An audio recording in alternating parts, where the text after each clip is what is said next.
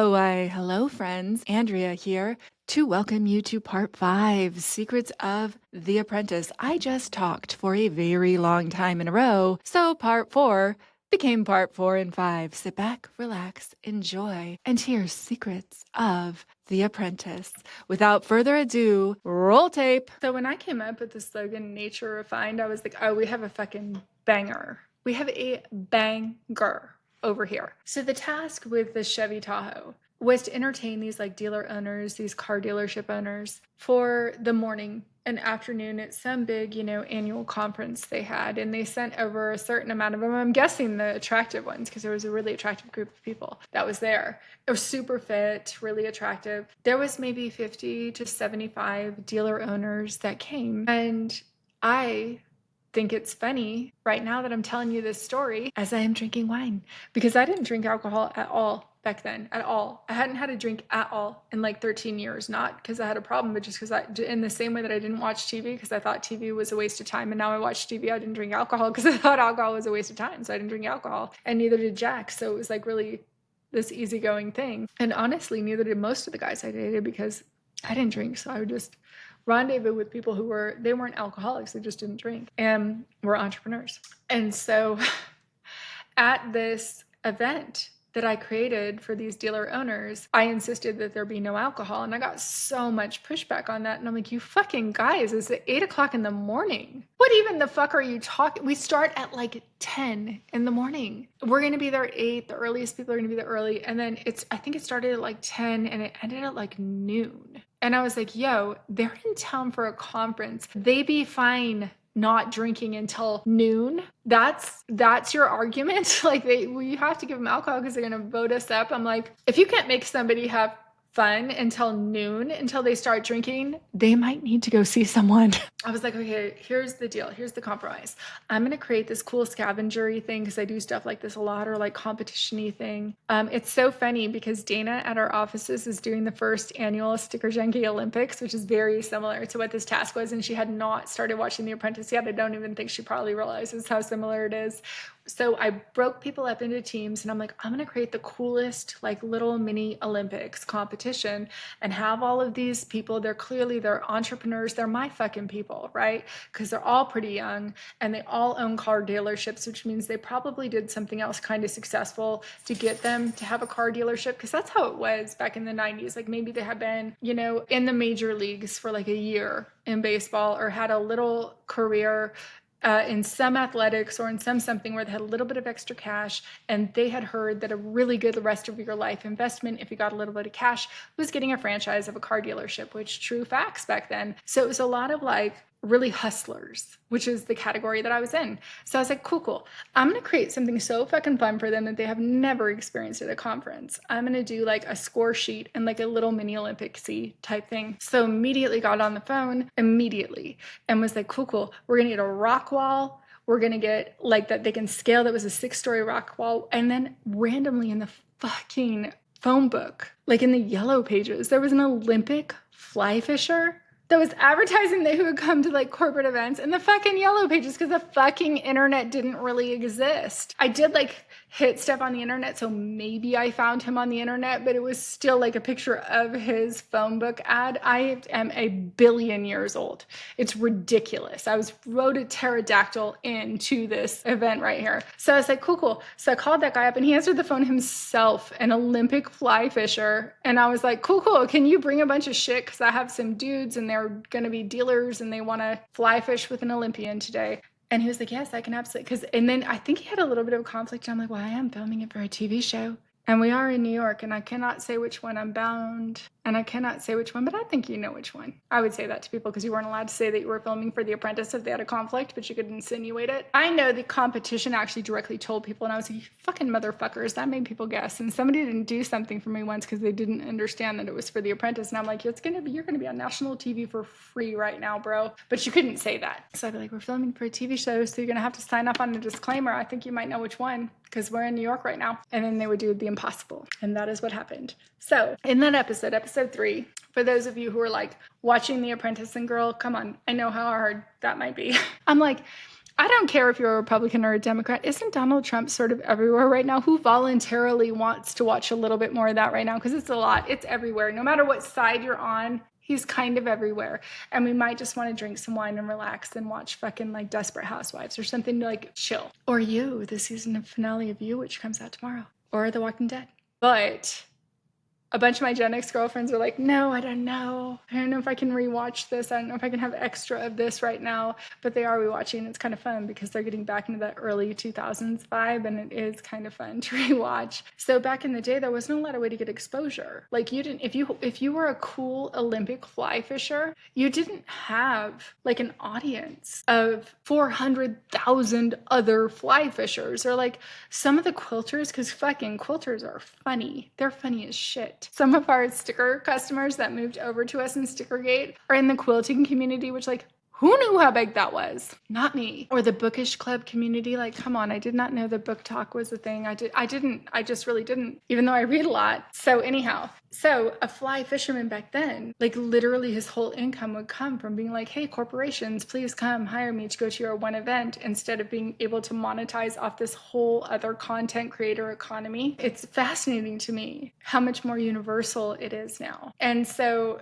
he was delighted to come, and so was everybody else. So we had like lawn bowling, and then the rock wall, and the fly fisherman, and like 3 other things that I don't remember. Maybe like some kind of fucking ring toss. Maybe I had some rhythm sticks there and I showed, I don't remember, but there was like a little bit of a competition. I feel like I did bring rhythm sticks there, but there was like a little bit of a competition going on, and you get scored. And then one of the things was a shot put. Right? So I learned how to shoot when I was like 16 years old, and I used to go shooting a lot in Kitchen Creek outside of San Diego, and I'm a good shot. You know I am, because I shot pool with my dad every day, so you know that I have good aim, because that's what happens when you shoot pool every day. That is a skill set, that level of precision, that crosses into multiple different categories. So if you are super good at shooting pool, you're probably going to be pretty good when you start shooting a gun. And if you're a really, really like world-class juggler, you're probably going to be pretty good at any type of precision thing like that. And so certainly that did cross over for me with shooting, and shotguns are easy, right? Because if you have bird shot after a puck, there's a whole lot happening that you might hit that target.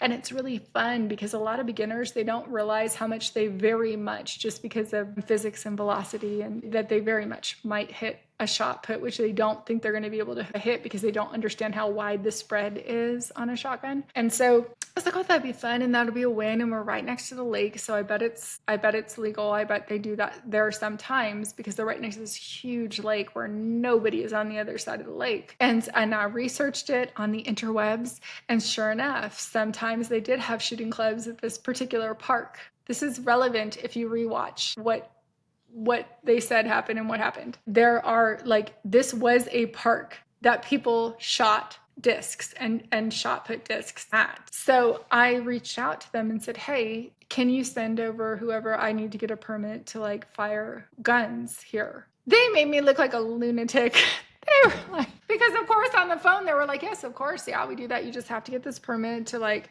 have firearms, and there was some thing that I had to do. So I have a meeting with the park ranger, because I requested a meeting with the park ranger because I wanted to shoot shotguns in the park, which was a thing that the park, wherever the fuck I think it was like in New Jersey or something, I don't even know. Wherever the fuck that park was, that was a thing that happened at that park sometimes. So when I'm on the episode 3, and I'm the project manager, they make it look like so crestfallen, which I was. Because all of a sudden we had the clearance to shoot shotguns and do like a shot put thing that day. I later heard from a producer on that show, who I will not name because I don't remember which one it was. I think I do, but I don't want to say the wrong person. I heard from the producer that they literally deliberately threw a wrench in my shit because it was going so well and there was no drama and it was going to go off without a hitch. I heard that. And so I heard that, even though I literally had verbally confirmed that this guy was going to do a final pass, going to do a weapons check, and we were going to be able to shoot shotguns and hit skeet. That's what it's called, skeet shooting. I think I said it wrong before. And we had a professional guy that was going to like do the skeet into the air, which is a lot to coordinate in fucking like 12 hours. They told the allegedly, what I had heard was that the producers told the parks dude not to give me my permit. And then they cut it and edited it to make it look like I was ridiculous. And I just thought you could shoot guns anywhere in the US because, yeehaw, America, guns, lots of them, all of them. Nay, nay. Nay, nay, my friends. I literally made sure that I could get a permit. And all of a sudden, on episode 3, they declined me of my permit, which is like, it is the kind of star feature because for precision skeet shooters, that's a whole category of the Olympics, it's the whole thing. But if you're doing easy shit, the average person actually probably can hit a skeet with a shotgun because they don't get it that this spray is really distributed. And so it feels like such a win and such an easy win because you feel like you are an ace sharpshooter, even though that is fucking, I have a lot of friends who are in special forces. That is not, you're not a sharpshooter if you can hit a skeet. So I thought it would be this like really culmination, like, because they probably had never done it and they probably universally as former athletes would be pretty good at it. And all of a sudden that's taken away from me. And that was like the last station that people would go to. That was the fucking highlight reel. So all of a sudden I'm like, fuck, what am I going to do now? And then I realized, hey, wait though, I rented all of these golf carts. And I just did that because the parking structure was very far from where we were. And we had very lots of all of the things that we were bringing over because we had set up this like beautiful, beautiful banquet lunch area with like amazing catering and a bunch of waiters that came in tuxedos and were catering them. And then the prize. And then at lunch, which was at noon, calm down with what the other team did. It was at noon. Lunch was. So at lunch, everybody got a glass of Prosecco because it was noon. You guys, now I know how very little amount of Prosecco that felt to them. I do, but I didn't then. So maybe it even was champagne. I don't recall because we did have a big budget. And then I bought 7 bottles of Dom Perignon, which was like whatever. I got a good deal from a New York liquor store because they let us like film us buying it. And I told him like, oh, it's going to be on the show. So I got a good deal on 7 bottles for like whatever, however much it was each. And the prize was every person on that team would get a bottle of Dom Perignon, which was a big deal back then. You know, it's hundreds of dollars and it's starting to show up in all of the rap. I sound like I'm a million when I say that, but it's starting to show up in all the rap and hip hop albums, Dom Perignon. And it's like this coveted thing and it's hundreds of dollars. So even if you're like doing really well, it's kind of a splurge item. And then they also, everybody got a glass of something. I don't even know because I didn't drink it. I did not drink a glass of it. And I just lost my height, momentum, like this is going to be the thing that they remember. I was like, wait a minute. Immediately, like it cuts away to a commercial and comes right back. But when I tell you that's how it happened, I immediately was like, oh. And then Sean Yazbek, who ended up winning my season of The Apprentice. Hey, Sean. He was standing right next to me when this happened. He was like, oh, because we had worked on this together. And so he knew. He's like, but that dude just said. And I'm like, I know, what the fuck? And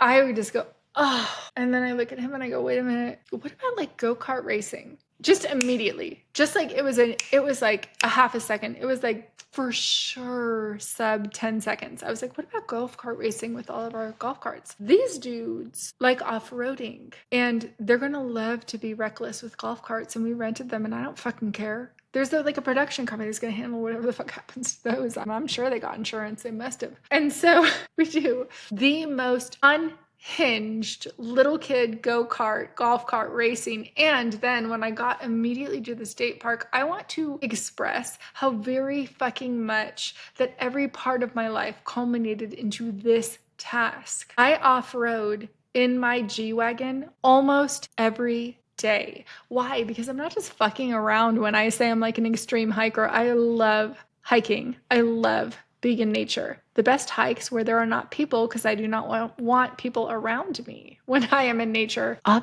off of really deep off-road trails. That is why I bought a G-Wagon, so that I would not have to be around people. And when my ex, Jack, had his Chevy Tahoe, I really often would pull him down the worst, like the most desiccated, rundown off-road back trails because we could just be in the middle of literal, absolute nowhere, our own universe, which is my actual favorite. And all of those places in America are off of like very off-road trails. And most people in America, they don't ever travel deep enough. Like if you go down the 50, the loneliest highway in America through Nevada, I would go down there and then just go like as many miles as I could off of a dirt road just to see what was there. I got in trouble once. The military turned me back once they did. And and another time with the Mormon sect in Utah. Whew, that was dicey. So like I love off-roading. So we're on task number 3. And every single coincidence that has happened has led me to creating this amazing sort of cross an Olympic event, scavenger hunt. And whoever wins at the final luncheon that we have where they get a glass of champagne is going to get a bottle of Dom Perignon for every person at the table. So they were like broken into teams of 7 because it's the most magical lucky number as per Harry Potter. And who thought that would go sideways? And I had ordered amazing catering and a staff of waiters and waitresses, and this waiter comes up to me. I shit you not. And I'm me, so I did handle this the right way because he still needed to work.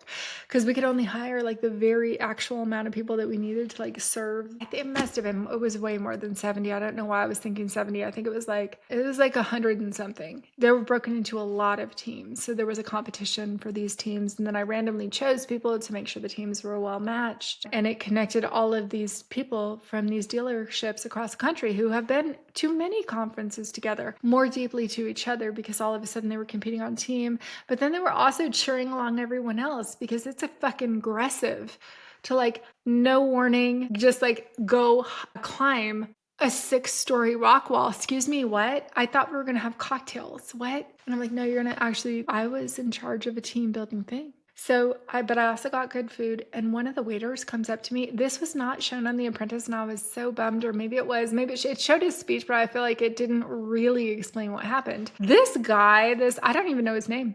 Please comment. I don't know his name. He was the son. I mean, he could have been bullshitting, but I really didn't think he was because he knew a lot of the dealers, owners by name. He knew where their dealerships were. He knew so much about Toyota. So this random waiter, this is what I mean by the law of attraction. And like, you can't even imagine the cooperative components. This waiter was the son of the dude in marketing at at Chevy, who named the Chevy Tahoe. His dad literally was on the marketing team that was like, we're going to call this the Tahoe because it's, a destination. And my ex, Jack, and I drove to Lake Tahoe multiple times in his Chevy Tahoe. Such a nice vehicle. They're not paying me. This is not a paid thing. It really just is really nice. That's why I came up with their slogan that they used for a long time. Nature refined. They got that for free. I mean, they had to pay the apprentice, but they didn't pay me. Tahoe, if you want to send me a Tahoe, send me a Tahoe. What the fuck are you doing? I like them a lot. Send one to me. So it's the dude's son, and he's an actor, and he's so handsome, and he's so articulate. And with no planning, I did not plan this at all. He just was there on the staff for like the waiting team. And he's like, I think I could give this speech. And I'm like, I'm going to give you 2 minutes and I'm going to wave you off. Or I think I may even said 60 seconds, but he said it to me in such a good way. And I'm like, you have to be that good because I don't even trust this. Are you just like an actor that wants to be on The Apprentice, is making up a story? But even so, it's a good story. But no, I feel like he knew too much for him to just be an actor that was making it up in the moment. And if he was an actor that was making it up in the moment, good on him, because he fucking had me fooled. But I really do think that his dad was that guy because he went around to different owners and he's like, oh, I went to your dealership when I was such and such years old. And everybody was talking about his dad. So everybody there knew who his dad was. And it was the most moving speech that this dude fucking came up with on the fly. I am pretty sure that it made the show, but like, I think like just a couple sentences of it maybe didn't. It didn't explain how crazy it was that happened. The guy who names the car is there. And I'm like, but you're still going to have to wait tables though, because I actually don't have extra waiters. And he's like, no, it's cool. I got this. And then was talking to everybody at the tables. But I forgot because I'm a little buzzed, the off-roading aspect. So when we got the map of the place, it was a really early day image of drone imagery over the place. And I was like, wait a minute, is that an off-road trail that's running through the middle of this park? Well, yes, my friends, it was. Huh. You don't fucking say. Are you serious? To the chick that off-roads every day, multiple miles in aggressively hard territory? Yeah, that's why I have a G-Wagon. It's lifted because I love to off-road. And I was like, wait a minute, if this is nature refined, we have to like take them in from wherever they land, ride them in the Chevys, and then drive them, those Tahoes, onto the grass right across from all of these Olympic event things that we've got. And one of the events is they're going to go off-roading in a Chevy Tahoe, and they're going to experience firsthand how it handles off-road. Because a lot of those guys and women, but there were so few women. I mean, come on. It was like 2006 and these were dealership owners. They were in places where maybe like they owned a Chevy dealership, but they liked the trucks or they liked some other product from Chevy, and they were not off-roaders, but they were all like guys that loved cars. So they loved going off-roading. And then Sean, who is like so handsome and so British and so soothing and charismatic and fun. And this is spoiler alert. Sean Yazbek won my season of The Apprentice, and he's so charming. So his job on my team was to learn every single thing they could possibly learn about the Chevy Tahoe. And he was like, can I take Tammy? Because he had a crush on Tammy, and they had a little like on-scene alleged romance thing. I don't know if that was just for TV, because Trump was really clear that he wanted a romance to happen, or if I don't know the behind the scenes there.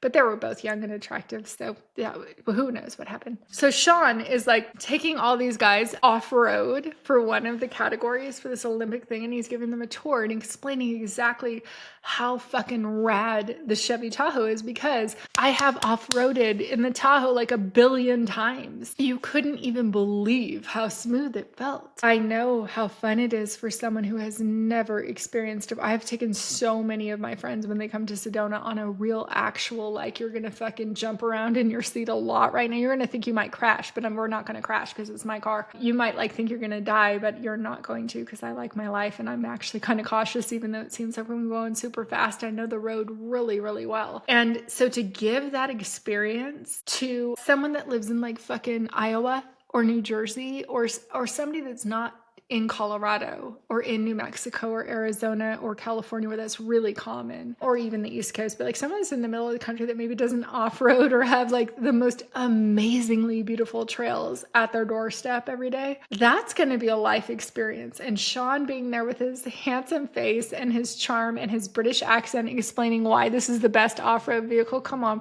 we banged it out of the motherfucking park, out of the field. And that kid whose dad like named the Tacoma, the way he told that story as one good storyteller to another, I was like, yes, you. How did this even happen? What version of the simulation are we in? I like it. Let's do more of that. So the degree to which we won over the other team was astronomical. These people it seemed like there was a whole alcohol vibe going on with them, because everyone was very concerned that we were not feeding them alcohol at 10 in the morning. And apparently that's what a lot of the conferences were like. I love a Bloody Mary. I swear to God, I love a Bloody Mary. But like, come on, how many days in your life are you going to drink at 10? Like 5? If you're at like a super fabo brunch in Hillcrest in San Diego, maybe, or West Hollywood, yes, please. But like, that's not going to be a day-to-day event. I'm not casting judgment, like, but whatever. But the degree to which that I got feedback that I should have been giving them alcohol from like when they got there at 8 in the morning I was like, wow, which sounds crazy because I'm very buzzed as I'm telling that part of the story. But what the other team's strategy was to feed their dealer owners alcohol the second they got there. It was like 8 in the morning. The other team got their people plastered. I mean, fucking falling down drunk at 10:30 in the morning, 11:30 in the morning. I think the event ended at 12:30 or 1. And then they got these carriages, and I was like, okay, cool.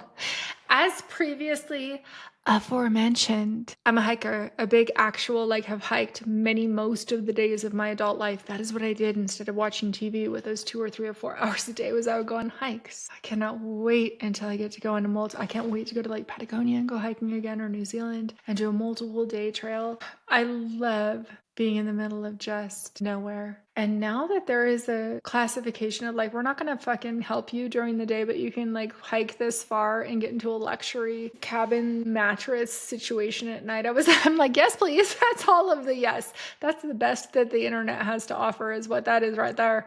So as we're on this Apprentice episode, and I'm a huge fucking mungus hiker. Do you know what one of the hardest little hiking things is when you have dogs? Especially when you live in Boulder County, which has the voice and sight law.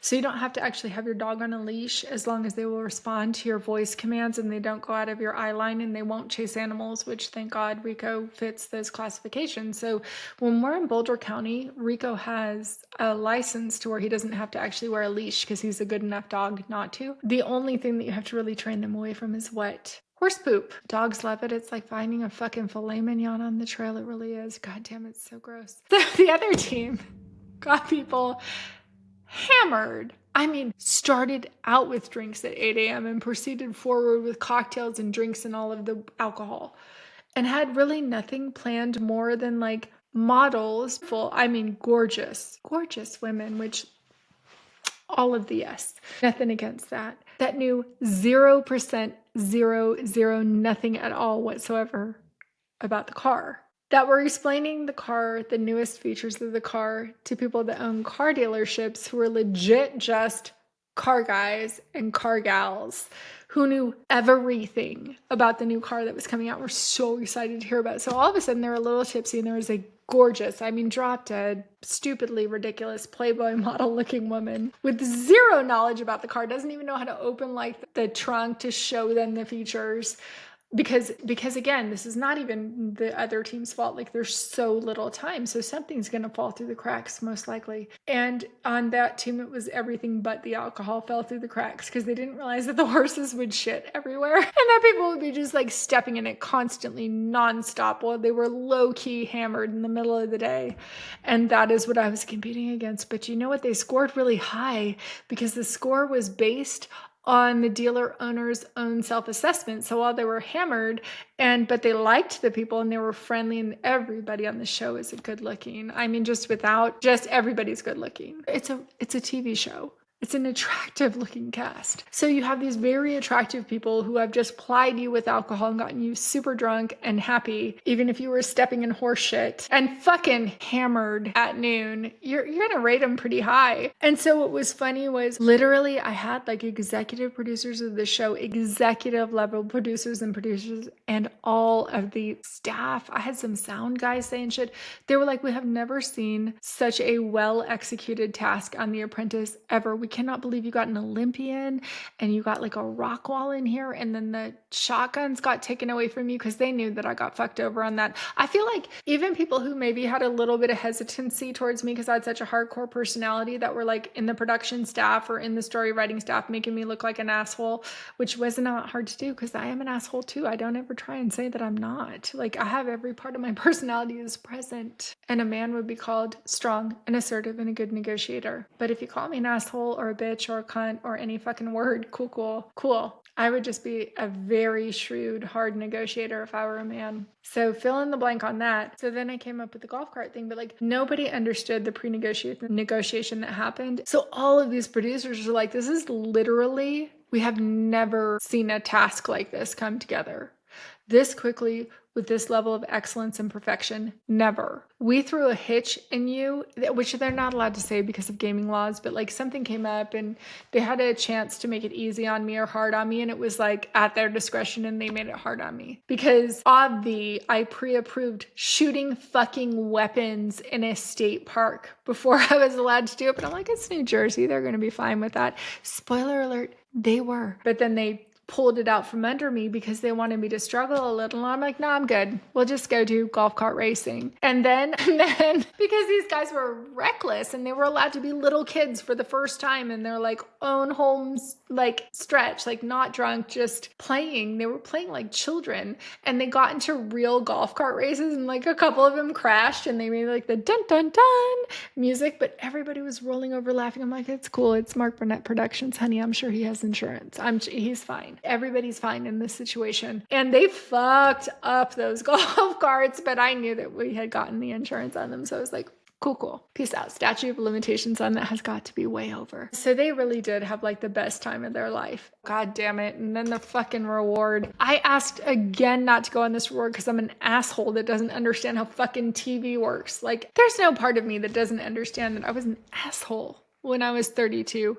For real. I had never experienced failure in my life. I made my first $1 million when I was like 25 years old, having not gone to college. One of the richest men in the world was my mentor, and he was very invested in telling me how to win at life. And everyone I reached out to would have calls with me because nobody was getting random like, hey, you've done super well. Here is like a little gift. Will you come take a call with me because I don't know what I'm doing? Nobody was getting approaches like that. And so everyone took calls with me. So the level of mentoring that I was getting at that point in time in my life was just like crazy.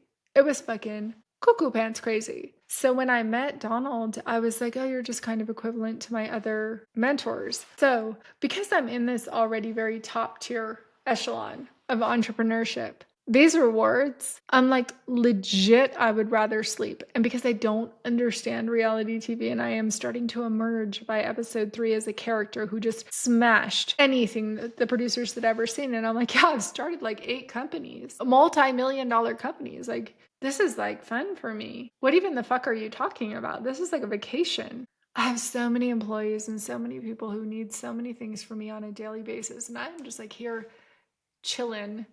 And you're giving me a little like game to play. That's what we're doing here. And maybe it works out great for my companies. And even if not, I mean, I haven't had a vacation in a long time. And this is like a vacation to me for real. So every task was like so fucking fun. And so when Pepe was like, oh, you trumped the project manager, I'm like, I did that over and over because it was so painful to me to watch someone that did not understand at all whatsoever how to launch a business, compete in a business competition. I own a production company. There should be like a new version where actual entrepreneurs compete, but not just fucking I can sell you a course on how to be an entrepreneur, but a real entrepreneur competes. That would be so fun to watch. Scrappy people that have started like over 7 companies, at least 3 of them being $1 million companies. That would be a show I would watch. So once again, when we won the competition, even though I was the project manager, I like really legitimately for real, for actual real, did not want to go in the reward. When Mark Burnett said to me, you're going to sleep 4 hours a night, I'm like, that is not a thing. That is not a medically possible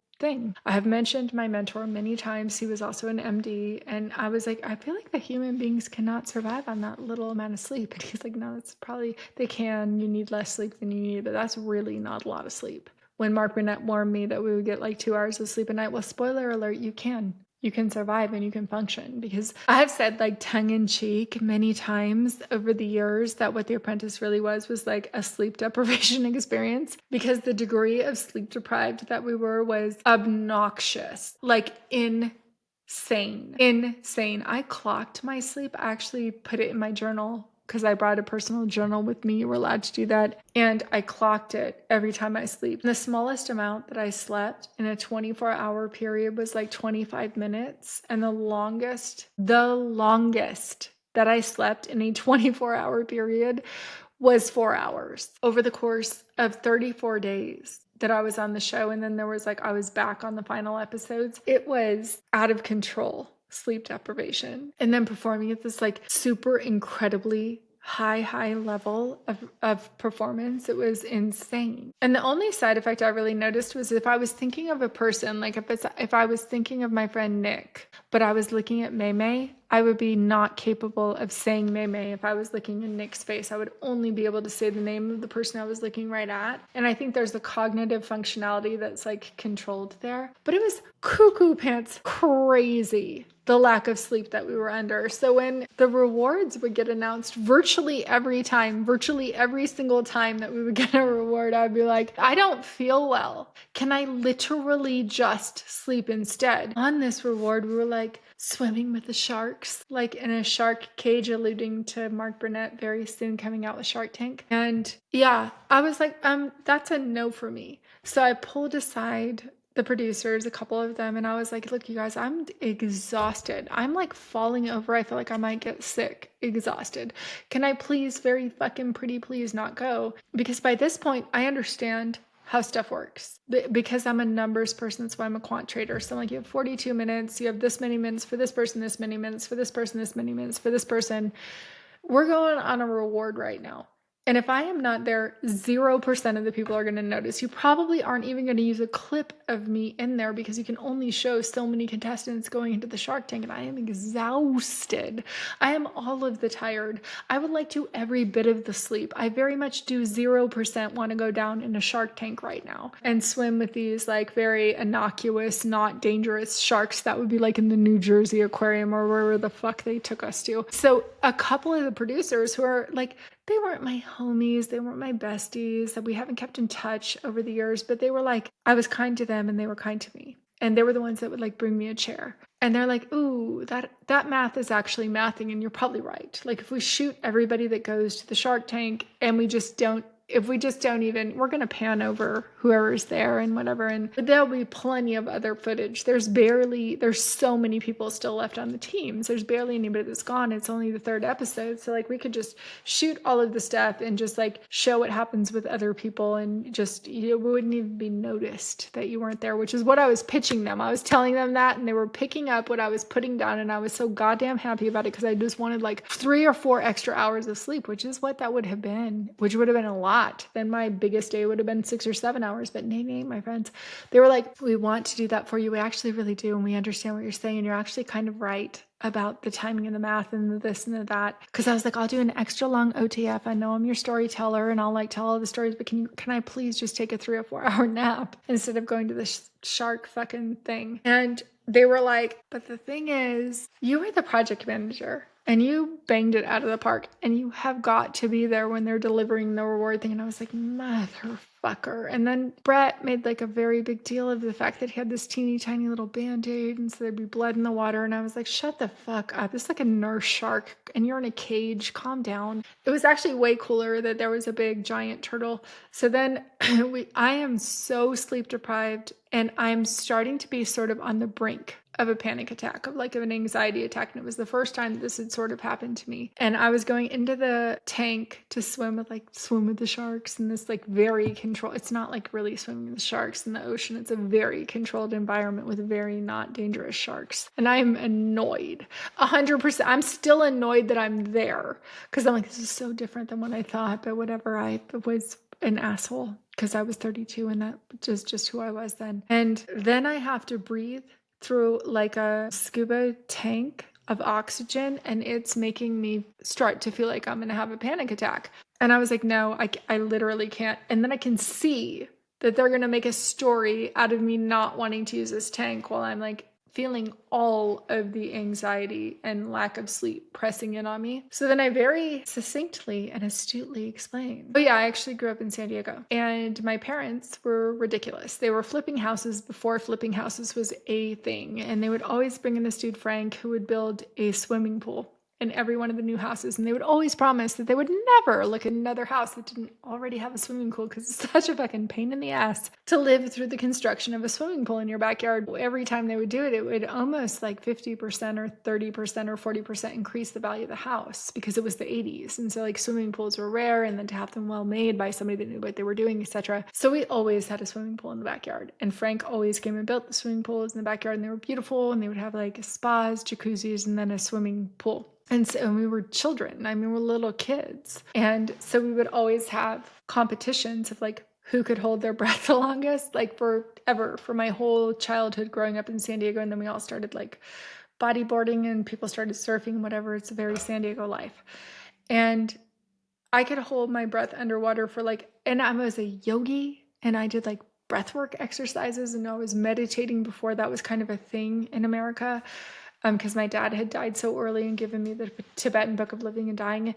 And so I just was like, look, you guys, I can hold my breath underwater for an insane amount of time. And I had only said that to them one other time of like a bolsterous thing that I could do. And everybody on the assistant producing team was like very into Miss Pac-Man. And there was this one guy there, Face, who only went by Face, which was a reference from the A-Team. I don't know his name to this day. And one day he was like, but you don't know what my nickname means. And I'm like, I fucking grew up in the 80s. Of course I do, but I didn't think it was that. I thought it was something else. And he was like their record holder at Miss Pac-Man, and he had like the record on whatever machine it was that they always had to wait at the airport for whatever. And I'm like, I'm gonna fucking banger your record because I am so good at Miss Pac-Man. And then I beat his record by a very, very, very, very, very, very lot when I was there.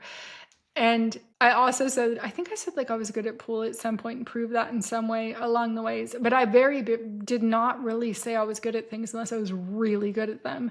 And I was like, yeah, I can hold my breath underwater for like 3 or 4 minutes. I don't know how long, but like a stupidly long time. Like triple as much as the average person because we would compete my entire childhood for swimming back and forth for however many times underwater. And I also was a yogi that did all the yogic breath, and I hadn't done that in a long time underwater. But I'm like, if you just like let me be underwater with animals, like, you know, I'm a vegetarian and I want to be in nature, and I'll just go under there and I'll come up when I need air. It's easy for me to get air. I'm not in an actually enclosed case, because they were trying to make it a thing where like it was a problem that I wouldn't breathe through this machine. And I was on the brink of a panic attack for the first time in years. And then I went under the water and was under there. I don't know for how long, like 3 or 3.5, or however long I could hold my breath for, a long ass time, like the longest I'd ever been underwater, because I had this like whole experience. It wasn't the sharks, because they were like hammerheads, or they were like a not dangerous to in that situation at all shark. This like 100-year-old sea turtle that was